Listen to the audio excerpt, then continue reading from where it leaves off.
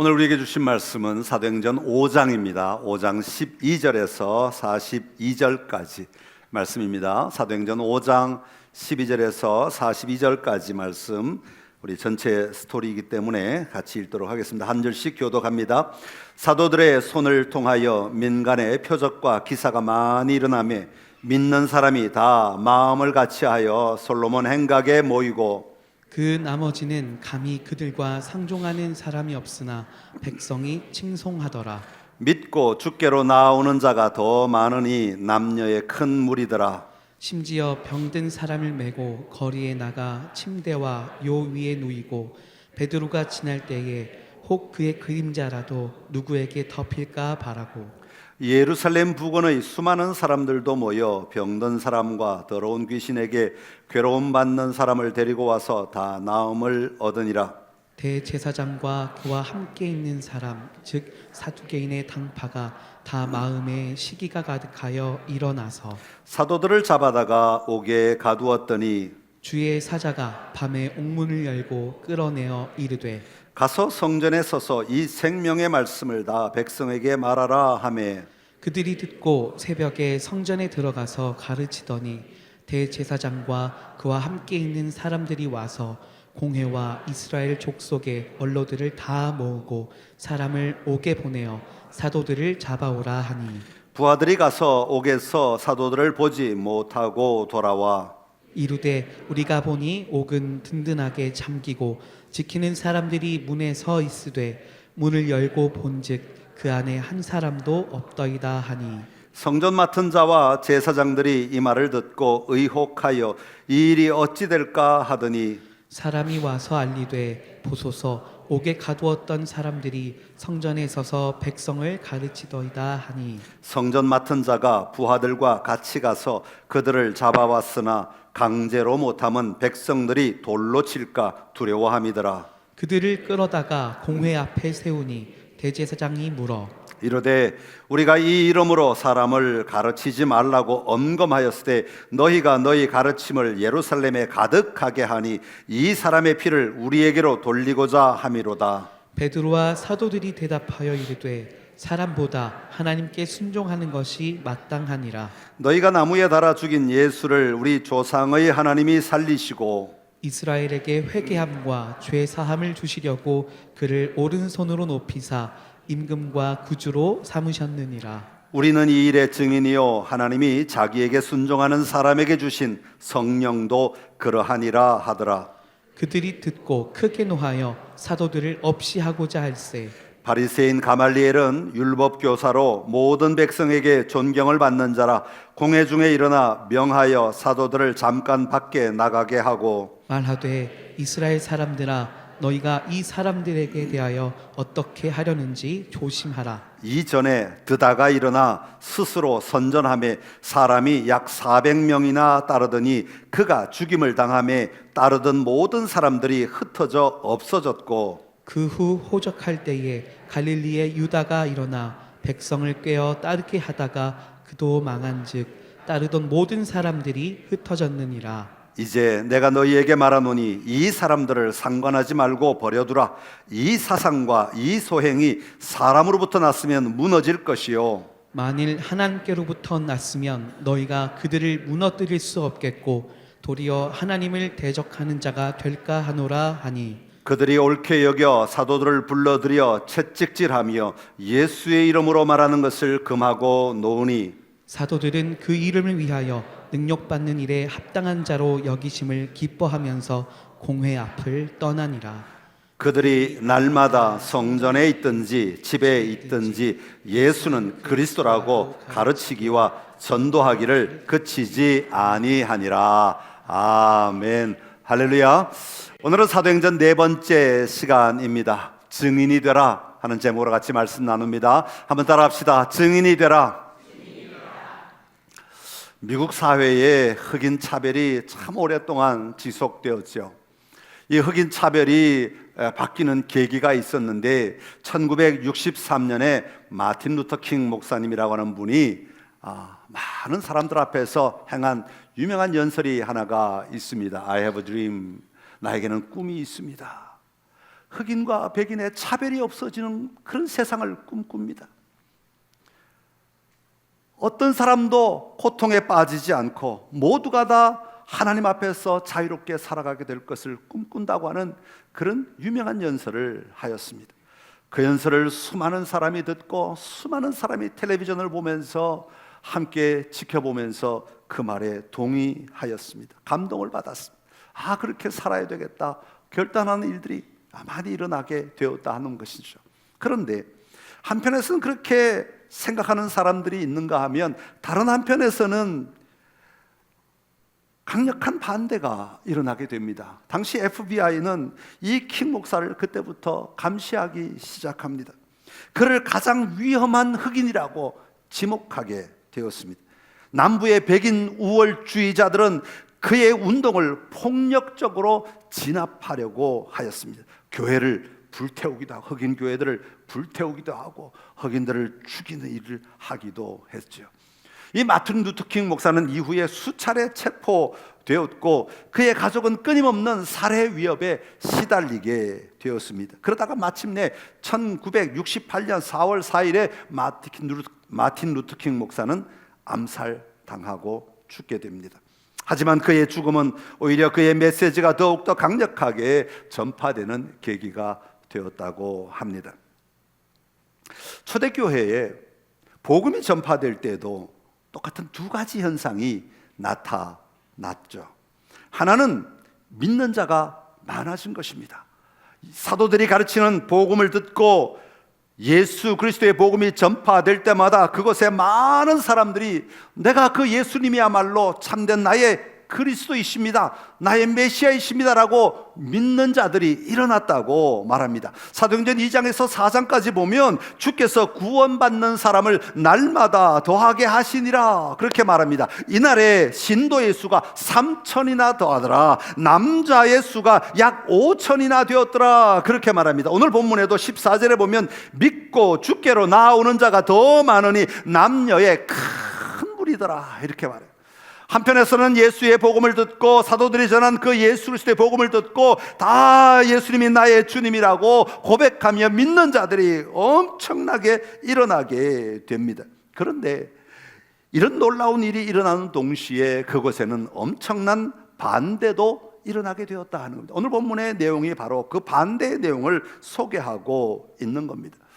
당시 예수님을 십자가에 못 박아 죽게 한 성전 지도자들은 대중들이 예수님을 환호하고 예수님의 복음을 받아들이고 예수님을 그리스도라고 고백하기 시작하니까, 메시아라고 고백하기 시작하니까 자기들의 가르침을 자기들의 지지를 자기들이 가르치고 또 사람들을 끌고 가는 그 힘이 사라지게 될까 봐 두려움에 처하게 된 겁니다. 그래서 사도들은 그래서 이 성전 지도자들은 사도들에게 예수에 대한 가르침을 중단하라고 협박하기 시작합니다. 그러다가 그 협박으로 안 되니까 5장으로 넘어오면서 더 가혹한 시도를 합니다.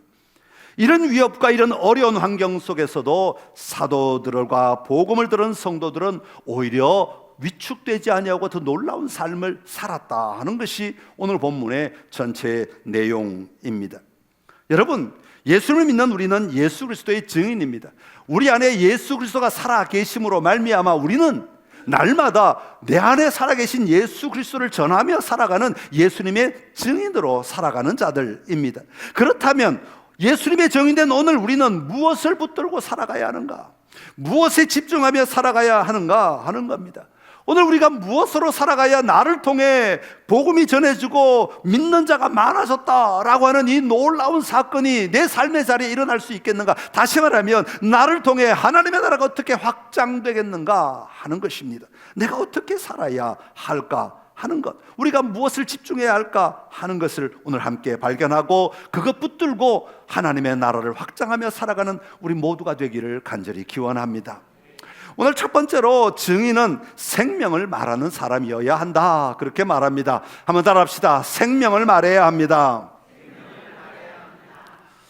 우리가 가서 어디든지 속해서 다 생명을 말하면 얼마나 좋겠습니까? 많은 어떤 모임이든지 어떤 그룹이든지 어떤 단체든지 사람들이 많이 모이기 시작하면 그것은 전부가 다 생명만 말하는 게 아니라 생명이 아닌 걸 자꾸 말하는 사람도 있어요. 잘못된 태도가 나타난다 이거죠. 잘못된 열정, 잘못된 열심을 가지고 있는 사람들이 있다 하는 거예요. 그래서 이 모임이 정말 생명력 있게 활력 있게 함께 기뻐하고 즐거워해야 되는데 그러지 못하게 자꾸 발목을 잡고 어렵게 하고 그 안에서 갈등하게 하고 또 주저하게 하고 더 염려하게 하는 사람들도 일어나는 것을 볼 수가 있습니다. 오늘 본문에 등장하는 바리새인과 대제사장과 사두개파 사람들이 바로 그런 사람들이라고 말할 수 있습니다.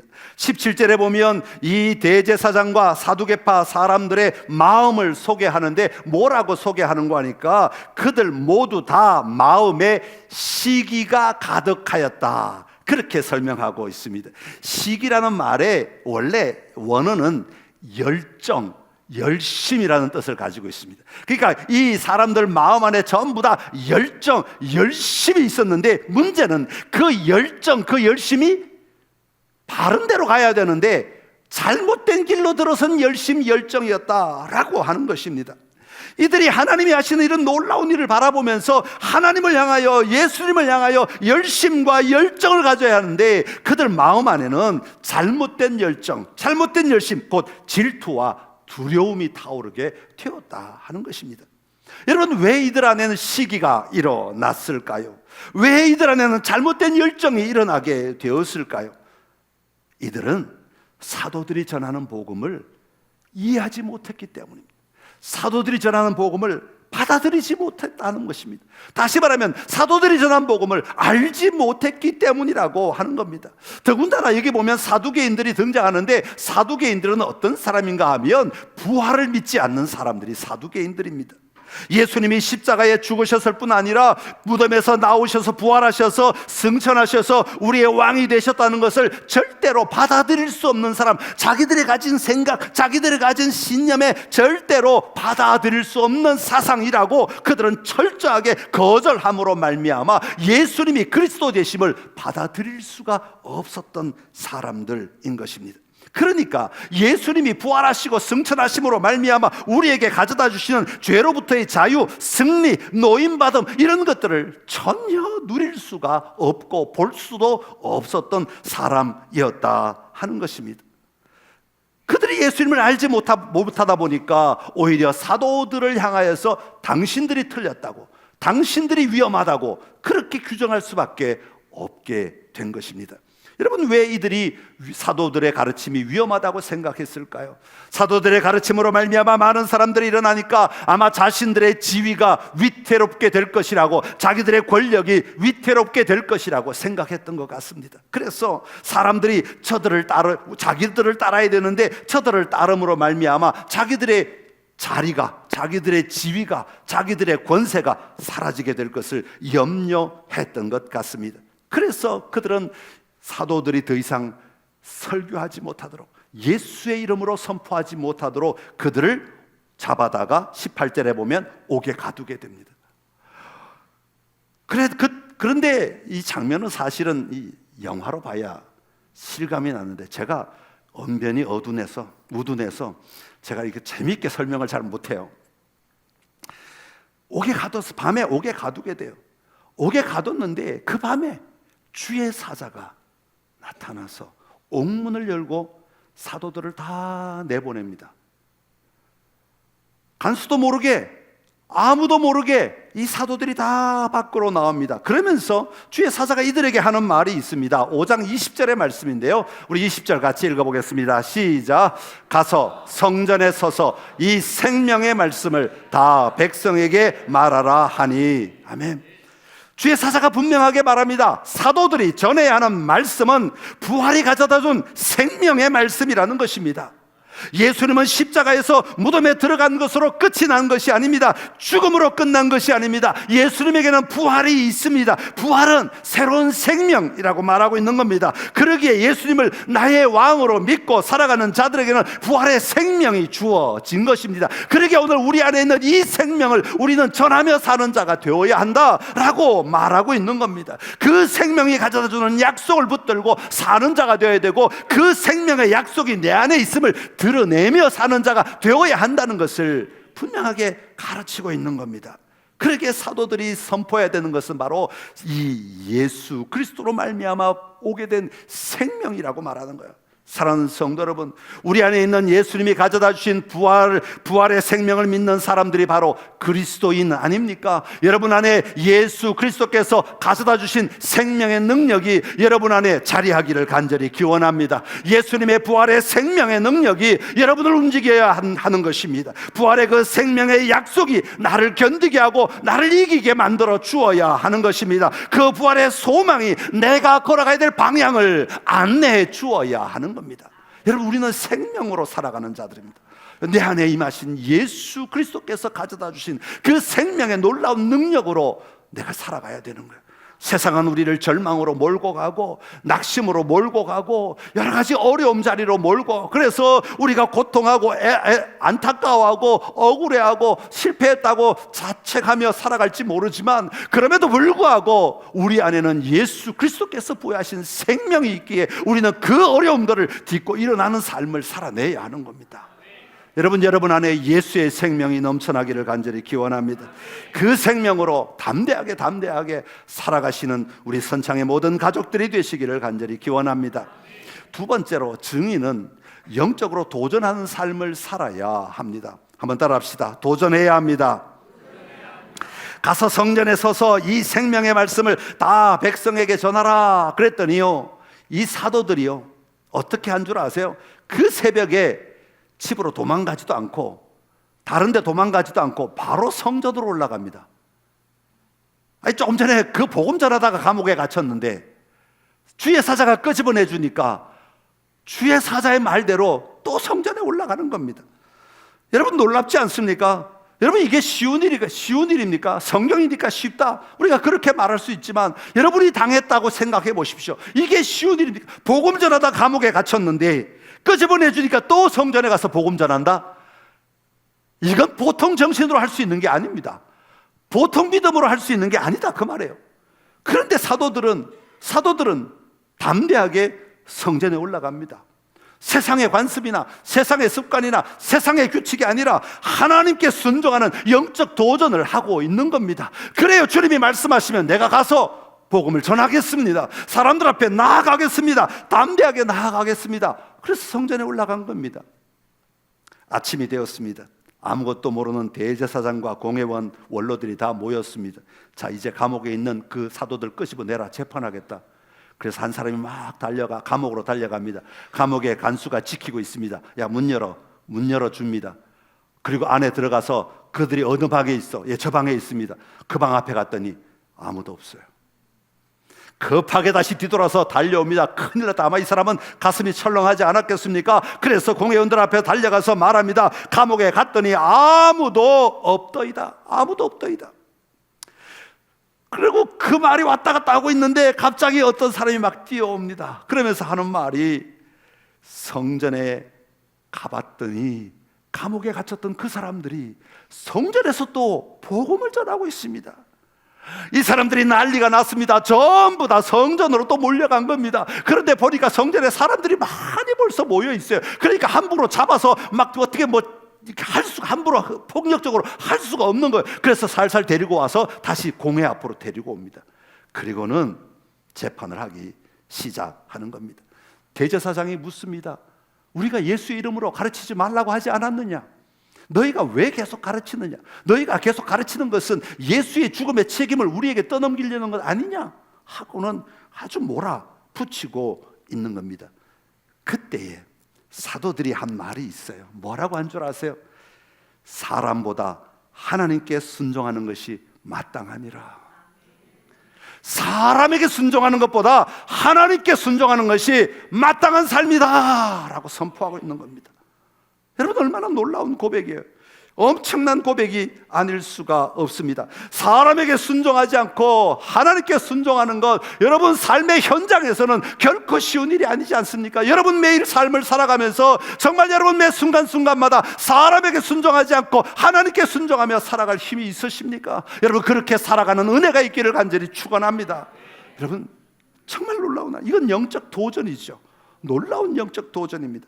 이런 도전이 우리가 하나님의 뜻을 이루는 삶을 살아가게 만들어가는 거예요. 믿음으로 산다는 것은 믿음의 도전을 하는 거예요. 그에 내가 사람의 말을 따르지 않고 하나님의 말씀대로 살겠습니다, 고백하는 거죠.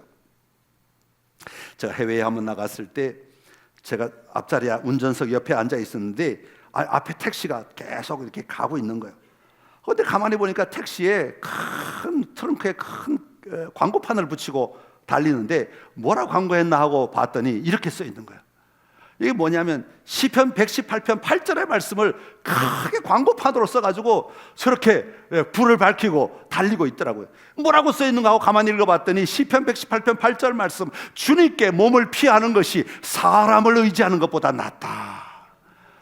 와, 제가 저걸 읽는 순간 아멘 그랬어요. 아멘. 거기는 샤머니즘이 가득한 곳이었어요. 샤머니즘이 가득한 땅인데 택시에 이만하게 시편 118편 8절의 말씀을 써서 달리는 거예요. 주님께 몸을 피하는 것이 사람을 의지하는 것보다 낫다. 제가 시편 118편을 찾아봤어요. 118편 8절이 저렇게 나오고 118편 9절이 또 반복해서 한 번 더 말하고 있어요. 주님께 몸을 피하는 것이 세상의 권력자들을 따르는 것보다 낫다는 거야. 이야, 성경은요 우리에게 그렇게 말해요. 하나님의 말씀을 듣는 것이 사람의 말 듣는 것보다 낫다라고 말해요. 여러분, 오늘 우리 삶의 자리에 믿음의 도전이 있어야 합니다. 우리는 사람의 말에 언제나 귀가 열려 있어요. 하나님의 말씀에는 귀가 닫혀 있는 경우가 얼마나 많이 있어요. 반대가 돼야 된다는 거예요. 사람의 말은 흘러가는 말로 여길 수도 있어야 하고, 하나님의 말씀은 내 귀에 박혀야 하는 말이고 내 심령에 박혀야 하는 말이라고 하는 것을 우리 잊지 말아야 합니다. 여러분, 이 한 주간 믿음의 도전이 있기를 간절히 축원합니다. 내가 하나님의 말씀대로 한번 도전해 보리라. 하나님의 말씀대로 내가 이렇게 한번 실천해 보리라. 하나님의 말씀대로 내가 한번 전진해 보리라. 하나님의 말씀대로 내가 한번 몸부림쳐 보리라. 믿음의 도전이 있는 곳에 예수 그리스도의 능력이 드러나게 될 줄로 믿습니다. 마지막으로 증인은 기쁨을 누려야 합니다. 한번 따라합시다. 기쁨을 누려야 합니다. 오늘 본문 40절에서 42절까지의 장면은 참 놀라운 장면이 아닐 수가 없어요. 관원들이, 당국자들이 사도들에게 이제 채찍질을 하는 겁니다. 뭐라고 그러면서 채찍질 하냐면 더 이상 예수의 이름으로 너희가 가서 말하지 말아라 하고 명령하고는 채찍질 하는 거예요. 여러분, 채찍질, 감옥에 갇힌 것도 억울한데 또 끌려가서 채찍에 맞았다. 여러분, 채찍에 맞은 장면을 제가 어떻게 설명할 수 있을지 모르겠어요. 그 당시 자료가 어떻게 됐는지 잘 모르겠지만 가벼운 채찍은 절대로 아니었을 것입니다. 그리고 그 당시 채찍은 정말 고통이고 고난이었을 거예요. 아마 살점이 뜯겨나가는 수도 있었을 거예요. 엄청난 채찍을 그들이 맞습니다. 그런데요, 여러분, 채찍에 맞을 정도가 되면 감옥에 갇혔다가 나와서 예수님 말씀대로, 하나님 말씀대로 또 했더니 또 끌려가서 채찍에 맞았어요. 여러분, 그쯤 되면 우리가 위축되지 않습니까? 여러분, 주저하지 않겠습니까? 아이고, 아무리 말씀대로 내가 살려고 해도 여전히 나에게 오는 건 고통뿐이구나, 나에게 오는 건 어려움뿐이구나, 나에게 오는 건 위험뿐이구나. 그러면 우리는 주저앉지 않습니까? 낙심하지 않겠습니까? 아이고, 내가 더 이상 이렇게 살기 너무 힘들 것 같아. 나도 내 목숨 부지하며 그냥 살면 좋겠어. 아마 그런 생각이 들지도 모르겠습니다. 그런데요, 이 사도들은요 놀라운 반응을 보여줍니다.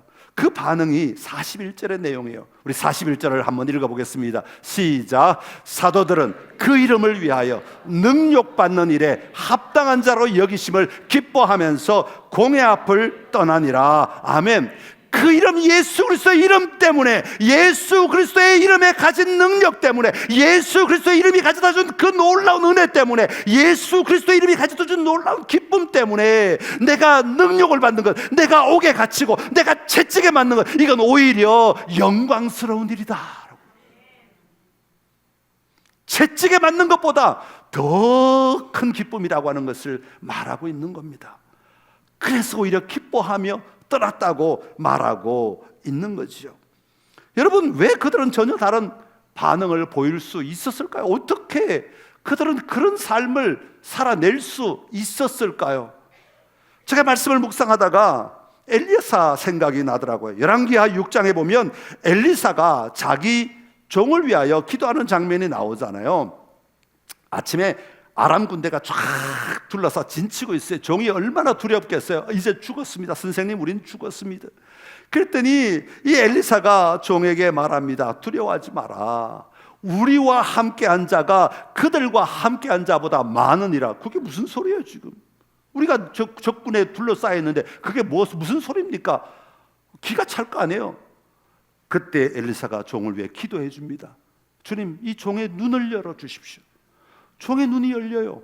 그러니까 아까까지 보이지 않던 장면이 보이기 시작하는데 불말과 불병거가 그 사방을 둘러싸고 있는데 그 불말과 불병거가 얼마나 많은지, 그 적군과는 비교도 안 될 전투력을 가지고 그들을 둘러싸고 있는 장면을 보게 된 거죠.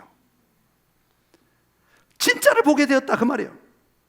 여러분, 오늘 우리는 단순히 눈에 보이는 우리의 육신의 시각으로 보이는 것만 바라보며 살아가는 자들 아닙니까? 그것으로 판단하고 그것으로 결정하며 살아가는 자들 아닙니까? 그러나 우리는 믿음의 사람들이에요. 하나님의 백성이에요. 하나님의 자녀들. 하나님은 자녀들은 눈에 보이는, 단순히 오늘 현실에 보이는 것만으로 살아가는 자가 아니라 하나님의 참된 실제, 참된 진리를, 영적인 눈을 열어 볼 수 있는 자가 되어야 하는 겁니다. 그럴 때 우리는 그 참된 진리를 바라보며 살아갈 수 있는 거예요. 한 번은 우리 권사님 한 명이 몸이 아프셔가지고, 아이고 권사님 몸이 아파서 어떡해요? 힘드시죠? 아프셔서 너무 고생하셨죠? 그러니까 목사님 걱정하지 마세요. 저는 천사들이 나를 둘러싸고 있는 것을 봐요. 그러니 이 아픈 거 하나도 문제가 안 돼요. 하나도 어렵지 않아요. 나는 이겨낼 거예요. 걱정하지 마세요. 목사보다 믿음이 더 좋아요. 보는 게 다르니까, 보는 게 있으니까, 하나님이 나와 함께 하신다는 것을 이 권사님은 믿음의 눈으로 바라보니까 담대하게 외칠 수 있는 겁니다. 다른 사람이 바라볼 때는 아이고 그 연약한 몸으로 그렇게 걷는 것조차 힘드신데 얼마나 어려우십니까? 그 사람은 말합니다. 아니요, 나는 힘들지 않아요. 오늘 걸으면 좀 더딜지 모르지만, 좀 천천히 갈지 모르지만, 나는 하나님이 나를 보호하고 계시고 하나님이 내 팔 붙들고 계시고 하나님이 내 다리 붙들고 계시는데 뭐가 걱정해요? 뭐가 염려가 됩니까? 예수님이 우리에게 임하셔서 우리의 눈을 밝혀주셔야 합니다. 예수님이 우리 안에 들어오시면 우리의 눈이 밝아져요. 예수님이 내 안에 오신 것을 믿음으로 확신하면 우리의 눈이 밝아져요. 여러분, 믿음의 눈이 밝아지면 제일 먼저 보는 게 뭔 줄 아세요? 그동안 나는 참 잘난 놈인 줄 알고, 아유 나처럼 똑똑한 사람이 어딨어? 나만큼 잘난 사람이 어딨어? 나만큼 가진 사람이 어딨어? 나만큼 배운 사람이 어딨어? 나만큼 권력을 가진 사람이 어딨어? 마음껏 자랑하던 사람도 예수님이 내 안에 들어오셔서 내 눈을 밝혀주시면 무엇을 보느냐 하면, 하나님 나야말로 정말 죄인입니다. 죽을 수밖에 없는 죄인이다를 그걸 보는 거예요. 세상에 나 같은 죄인이 또 어디 있습니까? 감히 어떤 사람과 내 죄를 비교할 수 있겠습니까? 내가 죄인입니다. 여러분, 하나님이 우리 눈을 열어주시면요, 우리는 내가 죄인임을 볼 수밖에 없어요. 그래서 우리는 주님 앞에 엎드릴 수밖에 없어요. 주님, 나를 붙들어 주옵소서. 이 죄인을 건져주시고 인도하시고 살리시고 도우실 건 주님밖에 없습니다. 그리고 주님이 눈을 열어주시면 하나님이야말로 절대적이신 분이심을 발견하게 됩니다. 하나님이 얼마나 선하시고, 하나님이 얼마나 위대하시고, 하나님이 얼마나 놀라운 사랑으로 우리를 돌보시는지를 볼 수 있게 되는 겁니다. 여러분 주님, 여러분 안에 하나님이 열어주시는 놀라운 눈을 열고 볼 수 있는 은혜가 있기를 간절히 기원합니다. 예수의 이름을 위하여 능욕받는 일을 합당한 자로 여기심을 기뻐하면서 공회 앞을 떠난 사도들처럼, 여러분 우리의 삶의 자리에 환난이 있고 어려움이 있고 역경이 있다 할지라도 우리가 바라보는 그 놀라운 하나님의 통치를, 하나님의 인도하심을 붙들고 승리할 수 있는 힘이 우리에게 있어야 할 줄로 믿습니다. 예수님께서도 말씀하십니다. 나로 말미암아 너희를 욕하고 박해하고 거짓으로 너희를 거슬러 모든 악한 말을 할 때에는 너희에게 복이 있나니 기뻐하고 즐거워하라. 하늘에서 너희의 상이 큼이라. 바울도 예수님을 위하여 고난을 받게 될 것을 말하면서 받는 괴로움을 기뻐하라고 말합니다. 베드로도 이렇게 말합니다. 베드로전서 4장 13절의 말씀 같이 읽습니다. 오히려 너희가 그리스도의 고난에 참여하는 것으로 즐거워하라. 이는 그의 영광을 나타내실 때 너희로 즐거워하고 기뻐하게 하려 함이라. 아멘. 사도들은 이 사실을 분명히 알고 있었고 분명히 믿고 있었고 분명히 그것을 보고 있었기에 담대하게 예수님의 이름을 끝까지 선포할 수 있었던 것입니다. 사도행전 5장 42절 마지막 절 시작. 그들이 날마다 성전에 있든지 집에 있든지 예수는 그리스도라고 가르치기와 전도하기를 그치지 아니하니라. 아멘. 여러분 안에 예수 그리스도 이름으로 말미암는 기쁨이 넘쳐나기를 간절히 소망합니다. 성경에 보니까 오늘 아까 아침에 다시 본문을 쭉 읽어 나가다 보니까 오늘따라 또 준비할 때 안 보이던 이름이라는 글자가 또 눈에 보이더라고요. 그래서 사도행전에 이름이라는 글자가 몇 번이나 있나 하고 찾아봤더니 사도행전 전체에 36번이 나와요. 그리고 예수의 이름은 19번이 나오는 것 같아요. 사도들이 외친 건 예수의 이름이에요. 그 이름으로, 그 이름을 위하여, 그 이름의 능력으로 그 이름을 선포했어. 여러분, 예수의 이름이 오늘 우리 안에 있어야 할 줄로 믿습니다. 예수 그리스도의 이름의 능력이 오늘 우리와 함께 하실 줄로 믿습니다. 그 이름을 살아내고 선포하고 증거하는 선창의 귀한 증인들이 다 되시기를 간절히 축원합니다. 기도하겠습니다. 참 좋으신 우리 하나님 아버지 은혜를 감사합니다. 오늘 우리에게 놀라운 증인의 삶을 살아갈 수 있도록 우리를 부르시고 우리를 사용하여 주셔서 감사합니다. 사도들이 그 삶을 살아낸 것처럼 오늘 우리 안에도 넉넉히 그 삶을 살아내는 힘이 있게 하여 주옵소서. 우리의 입술에 생명의 말이 나오게 하여 주옵시고 아버지 하나님의 믿음에 도전을 할 힘이 있도록 축복하여 주시옵소서. 아버지 어떤 상황 속에서도 우리가 분명히 보는 것으로 인하여 기뻐하게 하여 주옵소서. 예수님의 이름으로 기도드립니다. 아멘.